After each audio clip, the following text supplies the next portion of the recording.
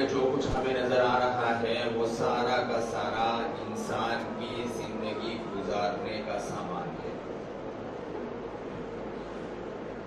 اللہ رب العزت اپنے کلام میں فرما رہے ہیں وَمَا أُوتِيتُم مِّن شَيْءٍ فَمَتَاعُ الْحَيَاةِ الدُّنْيَا وَزِينَتُهَا، جو کچھ تمہیں دیا گیا یہ دنیا کی زندگی گزارنے کا سامان ہے۔ دنیا میں جب تک ہے آدمی کہ یہ دنیا کی اسباب سے اور دنیا کی نعمتوں سے فائدہ اٹھاتا ہے۔ یہ دنیا کا گھر، یہ دنیا میں جینے کے سہارا ہے۔ ایسے ہی دنیا میں جس قوم میں آدمی پیدا ہوا ہے، جس خاندان میں پیدا ہوا ہے، یہ ساری نسبتیں دنیا کے لیے۔ جیسے ہی موت آ جاتی ہے کہتے یہ ساری نسبتیں ختم ہو جاتی ہے کہ یہ عربی تھا یا عجمی تھا یا حبشی تھا، ایک نسبت باقی رہ جاتی ہے صرف اعمال کی۔ اعمال کی نسبت رہ جاتی ہے۔ فلا انساب بینہم یومئذ ولا یتساءلون، قیامت کے کوئی نسب نہیں، کوئی حسب نہیں، صرف اعمال کا حسب ہے، اعمال کا نسب ہے۔ انبیاء علیہ السلام کی بعثت کا مقصد بھی یہ ہے کہ موت کے بعد کی زندگی سے آدمی کو متنبہ کرنے کے لیے، موت کی بعد کی زندگی سے باخبر کرنے کے لیے انبیاء علیہ السلام اس دنیا میں آئے کہ دنیا میں کہ انسان اس زندگی کو مقصد نہ سمجھے۔ جس نے اس دنیا کے اندر اس دنیا کی زندگی کو مقصد سمجھا وہ دھوکہ کھا گیا کہ اس کا دھوکہ جیسے ہی آنکھ بند ہوگی کھل جائے گا کہ جس کو سب کچھ سمجھتا تھا وہ کچھ بھی نہیں، کہ سب کچھ کیا ہے کہ ایمان اعمال، یہی رشتہ ہے موت پر باقی رہتا ہے، یہی رشتہ قبر میں باقی رہتا ہے، یہی رشتہ آخرت میں باقی رہتا ہے۔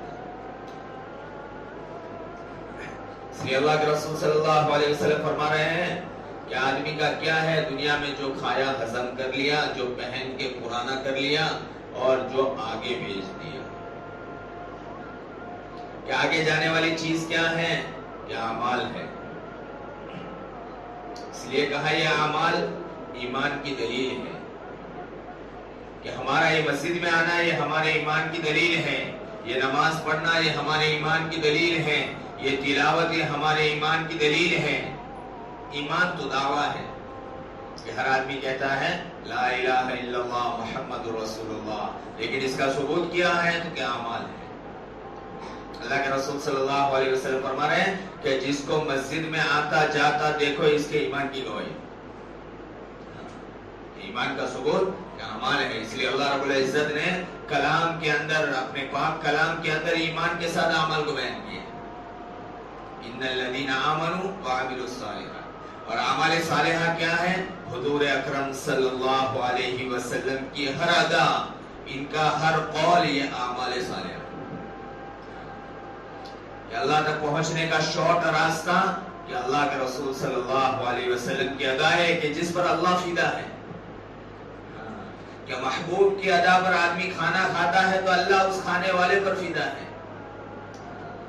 قُلْ إِن كُنتُمْ تُحِبُّونَ اللَّهَ فَاتَّبِعُونِي، اے محمد صلی اللہ علیہ وسلم اپنی امت سے فرمائیے کہ اگر تم اللہ کو چاہتے ہو کہ اللہ تمہارا ہو جائے، فَاتَّبِعُونِي، میرا اتباع کرو۔ صرف نماز میں نہیں بلکہ دنیا کی ہر ضرورت میں، چاہے وہ استنجا ہی کیوں نہ ہو۔ اس لیے علماء فرماتے ہیں کہ اللہ تک پہنچنے کا شارٹ راستہ، شارٹ کٹ سنت، کہ سنت کی پیروی کر لو اللہ تک پہنچ جاؤ۔ تو یہ زندگی کا مقصد یہ دنیا نہیں ہے۔ اس لیے اللہ کے رسول صلی اللہ علیہ وسلم دنیا سے جا رہے تھے تو کہا میں جا رہا ہوں، ہاں، لیکن دو بیان کرنے والے، دو وعظ کرنے والے، دو نصیحت کرنے والے، دو تقریر کرنے والے چھوڑ کے جا رہا ہوں۔ دو بولنے والے چھوڑ کے جا رہا ہوں. ہاں کہ کون؟ کہ ایک موت اور دوسرا قرآن پاک.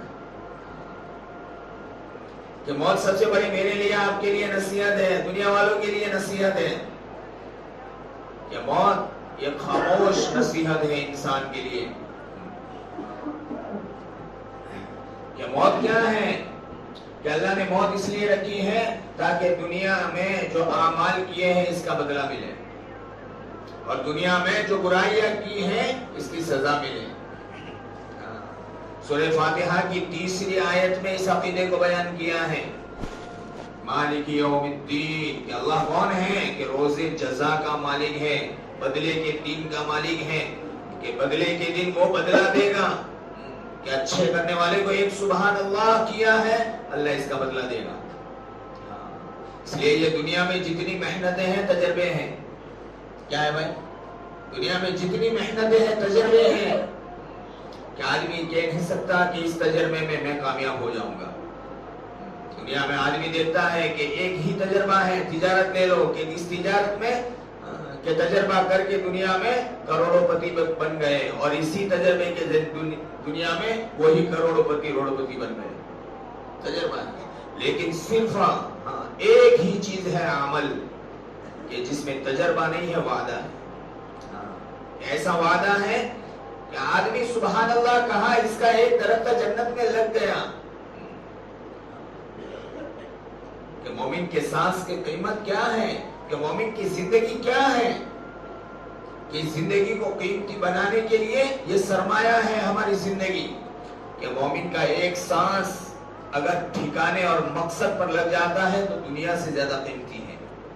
مومن کا ایک سانس، اور سانس ہی زندگی ہے. الوقت هو الحیات، وقت زندگی ہے. کہ زندگی کیا ہے؟ کہ یہ سانس ہے جس سے منٹ بنتا ہے. کہ 60 مرتبہ آدمی سانس لیتا ہے تو 1 منٹ بن گیا. 60 منٹ 1 گھنٹہ بن گئے. 24 گھنٹے 1 دن بن گیا. 7 دن 1 ہفتہ بن گئے. 4 ہفتے 1 مہینہ بن گیا. 12 مہینے 1 سال بن گیا. اور چند سالوں کا مجموعہ زندگی. مومن اگر اس کے بعد جو سرمایہ ہے، جو موڑی ہے، وہ اس کی زندگی ہے. اس لیے اللہ نے قرآن میں اس زندگی کی قسم اٹھائی. اللہ کہ عظیم الشان اللہ بہت بڑے ہیں، اور جس چیز کی قسم اٹھائے وہ چیز بھی بہت بڑی ہے، وہ چیز بھی بہت قیمتی ہے. والعصر، قسم ہے زمانے کی. کہ دنیا کا زمانہ کیا ہے؟ جب سے پیدا ہوئی ہے اور جب ختم ہوگی یہ دنیا کا زمانہ. انسان کا زمانہ کون سا ہے؟ کہ دنیا میں آیا ہے، قبر میں جائے گا، یہ اس کا زمانہ ہے. اس زندگی کو قیمتی بنانے کے لیے اللہ نے ایمان اعمال دیے. کہ ایمان اعمال کے لیے اللہ نے یہ دنیا ہمارے لیے بنائی ہے. کہ اس میں کھاؤ پیو، لیکن ایمان اعمال کے ساتھ. کہ اسی ایمان اعمال کے ساتھ اگر زندگی گزر رہی ہے تو عزت تمہارے ساتھ ہے، سربلندی تمہارے لیے ہے، محبتیں تمہارے لیے ہے، سکون تمہارے لیے ہے. یہ سارے قرآن کی آیتیں ہیں. کہ ایمان اعمال پر اللہ نے، کہ جس کے لیے آج دنیا تھک رہی ہے، کہ بھئی کیوں؟ کہ چین کی زندگی ملے، چین کے سانس ملے، لوگوں میں محبتیں ملے، عزتیں ملے، لیکن یہ دھوکہ کھا رہے. اس لیے اللہ رب العزت نے قرآن میں غریبوں کے واقعات بیان نہیں کیے، ایمان والوں کے غریبوں کے واقعات بیان کیے، اور مالداروں کے واقعات بیان کیے. کہیں تو فرعون کا تذکرہ ہے، کہیں تو حامان کا تذکرہ ہے، کہیں تو قارون کا تذکرہ ہے، کہیں تو شداد کا تذکرہ ہے.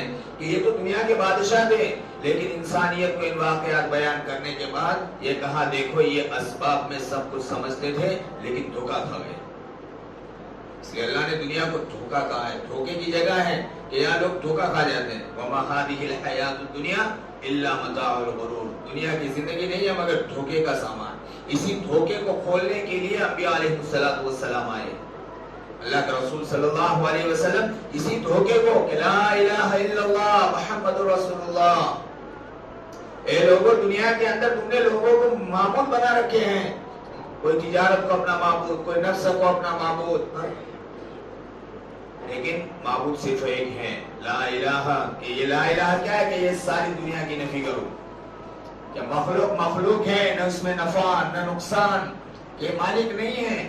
اس لیے اللہ رب العزت فرما رہے الا لہ الخلق والامر، الا لہ، اے مومنو سنو، مخلوق بھی اللہ کی اور مخلوق میں جو تاثیر ہے وہ بھی اللہ کے حکم سے.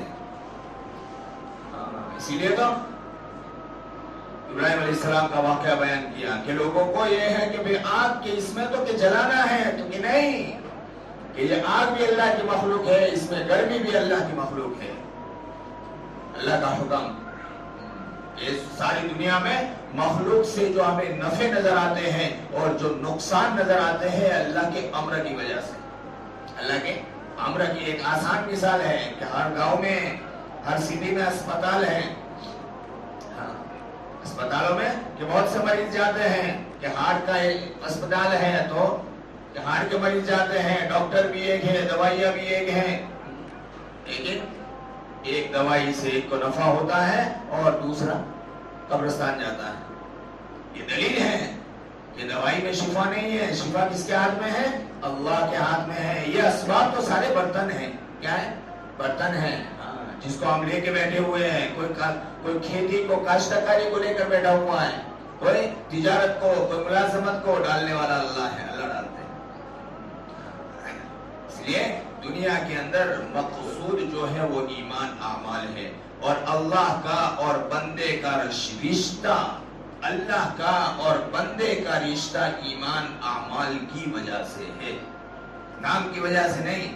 ابراہیم ہے، موسیٰ نام ہے، عبداللہ نام ہے، اللہ کے نام کی کوئی حیثیت نہیں. اللہ کے یہاں ایمان اور اعمال کی وجہ سے بندے کا اور معبود کا رشتہ ہے. معبود کا رشتہ بندگی سے ہے. اس کی ہماری زندگی میں ایمان اعمال ہے تو اللہ کہتے ہیں یہ دنیا میں یہ سارے حالات کی کس کے ہاتھ میں ہیں؟ کہ اللہ کے ہاتھ میں ہے. ہم نے یہ سمجھ لیا کہ مخلوق یوں کرتی ہے، یوں کرتی ہے. ارے جانور کو بھی ڈھیلا مارا جاتا ہے تو جانور ڈھیلے کو نہیں کاٹتا، آدمی کو کاٹتا ہے. آج ہم کس کی طرف بھاگ رہے ہیں؟ مخلوق کی طرف. ارے نہیں، دل تو کس کے ہاتھ میں ہے؟ اللہ کی دو انگلیوں کے درمیان میں ہے. اللہ اس طرف پھیر دے، اللہ اس طرف پھیر دے. آج ہمارے ایمان اعمال کی کمزوری کی وجہ سے اللہ نے ان لوگوں کے دلوں کو پھیرا ہے. ایک ماں ہوتی ہے، جب بچہ بہت شرارت کرتا ہے، ماچیز آ جاتی ہے تو ماں کیا کرتی ہے؟ محلے کے شریر بچوں کے حوالے کرتی ہے. لیکن جب وہی بچہ پھر ماں کرتا ہے تو وہی ماں بھاگ کے جاتی ہے. اللہ رب العزت قرآن میں کہتے ہیں ظہر الفساد فی البر والبحر بما کسبت ایدی الناس لیذیقہم بعد الذی عملوا لعلہم یرجعون. خشکیوں میں، سمندروں میں جو فساد ظاہر ہوتا ہے وہ ہمارے اعمال کے نتیجے میں. یہ سارے حالات کا جو بگاڑنا ہے یہ دعوت دے رہا ہے کہ ہمیں اپنی زندگی کو صحیح کرنا ہے. ہماری زندگیاں صحیح تو اوپر سے فیصلے سے اس لیے کہا کہ اعمالکم اعمالکم، تمہارے اعمال ہی تمہارے حاکم ہیں. ہمارے اعمال ہمارے حاکم ہیں. اچھے اعمال ہیں اللہ اچھوں کو لاتے ہیں، جب بگڑ جاتے ہیں تو اللہ برے مسلط ہوتے ہیں. اس لیے ہمیں جس طرح کے کتا کس کی طرف بھاگتا ہے؟ ڈھیلے کی طرف نہیں، کس نے مارا ہے یا حالات کس نے بھیجے ہیں اس کی طرف رجوع کرنے کی ضرورت ہے. یہ حالات اسی لیے کہتے ہیں دنیا میں دو طرح پر ہوتا ہے کہ ایک تو عذاب ہے، ایک حالات ہے. عذاب تو نیست و نابود کرنے کے لیے آتا ہے، جیسے فرعون پر آیا، حامان پر آیا، قارون پر آیا. لیکن حالات ایمان والے پر آتے ہیں. حالات ایمان والے پر آتے ہیں اس کو اپنی طرف بلانے کے لیے کہ او میرے بندے تو گلی بھول گیا ہے، تو نے اپنا راستہ بدل لیا ہے، تو نے مقصود دنیا کو بنا لیا ہے، حالانکہ مقصود تیرے لیے آخرت ہے. شروع میں نے جو حدیث پڑھی اس میں اللہ رب العزت یہی کرتے ہیں یا ابن آدم خلقتک لعبادتی فلا تلعب. اے آدم کے بیٹے میں نے تو تجھے بندگی کے لیے پیدا کیا ہے. فلا تلعب، دنیا کے لہو لعب میں مشغول ہو گیا کہ اسی کو سب کچھ سمجھ رہا ہے کہ گھر ہی میرا مقصود ہے، کاروبار ہی میرا مقصود ہے، ملازم ہی میرا مقصود ہے، کون اللہ کے رسول، کیا ان کی اطاعت. یہ زندگی لہو لعب ہے کہ جیسے ایک آدمی دنیا میں مزدوری کرتا ہے، ملازمت کرتا ہے، تجارت میں پوری جان مال کھپاتا ہے، لیکن جب اس کے پاس ہوتا ہے کہ چلو اب بیلنس ہو گیا، اب کھانے کا وقت آیا، فرشتہ کہتا ہے چلو. یہی ہوتا ہے نا، گھر بنا لیا، بیلنس ہو گیا، بیٹھ کے کھانے کا وقت آیا، فرشتہ کہتا ہے چلو. لہو لعب نہیں ہے تو کیا ہے؟ جیسے چھوٹے بچے عام طور پر کہتے ہیں بالو ریتی میں کھیلتے ہیں، پیر ڈالتے ہیں، گھر بناتے ہیں، پاٹ لگاتے ہیں، اور 2-3 گھنٹے کی مزدوری کے بعد امی کی آواز آتی ہے چلو کھانے ہیں، تو سب کو توڑ کے چلی۔ بچوں کی زندگی کی طرح یہی کھیل ہے کہ آدمی دنیا میں لگتا ہے، اسی کو مقصد بنا، اسی لیے جیتا ہے۔ صبح اس کی فکر دنیا، شام اس کی فکر دنیا، اور دنیا کے لیے اس کو غم ہے، دنیا ہی اس کو مصیبت سمجھتا ہے۔ جب فرشتہ آتا ہے چلو، تو اس وقت اس لیے کہتا ہے کہ موت پر سب سے بڑا عذاب جو ہوتا ہے نا وہ حسرت، ہائے کیا کر دیا۔ اس لیے کہ جب موت آتی ہے نا تو موت کے بعد اس کو دوسری زندگی، جس کو ایمان اعمال کی کرنسی شروع ہوتی ہے، کہ وہاں پر اس کی ایک سبحان اللہ کا بدلہ اس کے سامنے آتا ہے۔ اس لیے میں نے کہا کہ مومن کا ایک سانس کے اس کے قیمت دنیا سے بھی زیادہ ہے۔ علماء فرماتے ہیں کہ مومن کے ایک سانس میں سبحان اللہ نکلتا ہے۔ اللہ رب العزت فرما رہے ہیں، اللہ کے رسول صلی اللہ علیہ وسلم کی حدیث ہے کہ اس سبحان اللہ پر اللہ اس کو جنت میں ایک درخت دیتے ہیں، اور اس درخت پر حدیث شریف میں آتا ہے کہ عربی گھوڑا 40 دن تک اپنی تیز رفتار سے دوڑے تو بھی اس کا سایہ ختم نہیں ہوتا۔ یہ تو سبحان اللہ کا بدلہ ہے۔ علماء کہتے ہیں کہ گھوڑے کی رفتار کو گنا جاوے تو دنیا کا جو مربع ہے 24,000 کلومیٹر ہے، کہ یہ اس سے بھی بڑھ جاتا ہے، لیکن یہ ابھی نہیں سمجھ میں آیا موت کے بعد۔ اس لیے تو کہتے ہیں نا کہ دنیا میں جانے والے جنازے جب گھروں سے اٹھتے ہیں تو کیا کیا جذبات لے کے جاتے ہیں۔ کسی کو بیٹیوں کی شادی کرنا تھی، کسی کو کاروبار کرنا تھا، کسی کو گھر بنانے تھے۔ اس حالت میں ان جذبات کے ساتھ موت آتی ہے، لیکن قبر میں جانے کے بعد ہر آدمی کا جذبہ یہ بنتا ہے ربنا ابصرنا وسمعنا فرجعنا نعمل صالحا۔ اے اللہ ایک زندگی دے دے، ایک سبحان اللہ کے واپس آ جائے۔ یہ یقینی باتیں ہیں، یہ قرآن کی آیت ہیں۔ اس لیے کہا موت پر سب سے زیادہ جو عذاب آدمی پر مسلط ہوتا ہے وہ حسرت، افسوس۔ جیسے آدمی 60-70 سال کی زندگی میں ایک پونجی جمع کرتا ہے، اور جمع کرنے کے بعد کسی کاروبار میں، کسی شیئر میں لگاتا ہے، اور وہاں فراڈ ہوتا ہے، دھوکہ ہوتا ہے، تو آدمی سمجھ جاتا ہے کہ اوہو میں نے کیا کر دیا، میری پونجی لگا دی جو میری پوری زندگی کی کمائی تھی۔ اس وقت اس کا ایک انداز ہوتا ہے کہ انگلی 2 دانتوں کے درمیان میں دبا کر سوچتا ہے۔ تو اس کا حدیث میں اس کی طرف اشارہ کیا گیا ہے کہ قیامت کے میدان میں جب آدمی اس حقیقت کو دیکھے گا کہ میں نے اپنی زندگی کہاں لگا لی، ہاتھ منہ میں ڈالے گا، یہاں تک کاٹ کھائے گا، اس کو احساس بھی نہیں ہوگا۔ ہاں یہ حقیقت ہے، اللہ ہمیں سمجھا دے ہماری زندگی کی کیا قیمت ہے۔ اللہ رب العزت نے اس زندگی آخرت کی تیاری کے لیے، یہ دنیا ساری ہمارے لیے اور ہم آخرت کے لیے۔ ہم دیکھتے ہیں کہ جب ہم اپنے مقصد پر ہوتی ہیں تو دنیا بھی اپنے مقصد پر رہتی ہے، لیکن جب ہم اپنے مقصد سے ہٹ جاتے ہیں تو دنیا بھی اپنا مقصد چھوڑ دیتی ہے۔ آج پریشانی، آج دنیا میں سب سے زیادہ ذلیل کون نظر آ رہا ہے؟ ہم اپنے مقصد سے ہٹے ہوئے ہیں۔ تو قرآن کہتا ہے وَأَنْتُمُ الْأَعْلَوْنَ وَلَا تَهِنُوا وَلَا تَحْزَنُوا وَأَنْتُمُ الْأَعْلَوْنَ إِن كُنتُم مُؤْمِنِينَ۔ ایمان اعمال ہماری زندگی کی بنیاد ہے، ہماری زندگی کا مقصد ہے، اور یہ ساری محنتیں، یہ سارے وسیلے ایمان اعمال کو بنانے کے لیے ہیں کہ ہمارا ایمان بن جائے۔ ایمان کہ دل کی دنیا کا نام ہے اور اعمال بدن کی دنیا کا نام ہے، کہ ایمان کے اندر میں اللہ کا تعلق بن جائے، اللہ کی محبت آ جائے۔ جیسے آدمی دنیا میں اکیلا بیٹھ کر کبھی دنیا کو سوچتا ہے، کبھی بیوی کو سوچتا ہے، کبھی بچوں کو سوچتا ہے، ہماری زندگی کے کچھ لمحے وہ ہو کہ جس میں ہم اللہ کو یاد کر رہے ہوں۔ اس لیے کہ اللہ کی محبت کو پیدا کرنے کا آسان رستہ کہ اس کے احسانات کو سوچے، اس کی نعمتوں کو سوچے کہ کیا میں اس لائق ہوں کہ اللہ نے یہ جو زندگی عطا فرمائی ہے، اس میں یہ جو نعمت عطا فرمائی ہے، یہ اس کا احسان نہیں ہے تو کیا ہے؟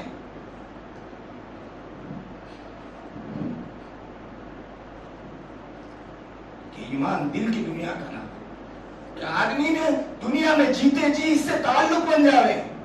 اور تعلق کس سے بنتا ہے؟ کہ جس چیز پر آدمی کا جان مال لگتا ہے اس سے تعلق بنتا ہے۔ کاروبار سے تعلق کیوں بنا ہے؟ بیوی بچوں سے تعلق کیوں بنا ہے؟ اس لیے کہ اس کے پیچھے جان اور مال لگی ہے۔ جس دن ہمارا جان مال اللہ پر لگے گا، خدا کی قسم وہ محبت ہے ہمیں رات کو یاد آئے گی۔ اللہ نے اصول بنایا ہے، کوئی ایسی چیز نہیں ہے۔ یہ دل اللہ نے ایک ایسا دیا ہے، ایک حساس دل ہے، ایک متاثر کہ ہر چیز سے یہ متاثر ہوتا ہے کہ جب جان مال اس کے نام پر لگتا ہے،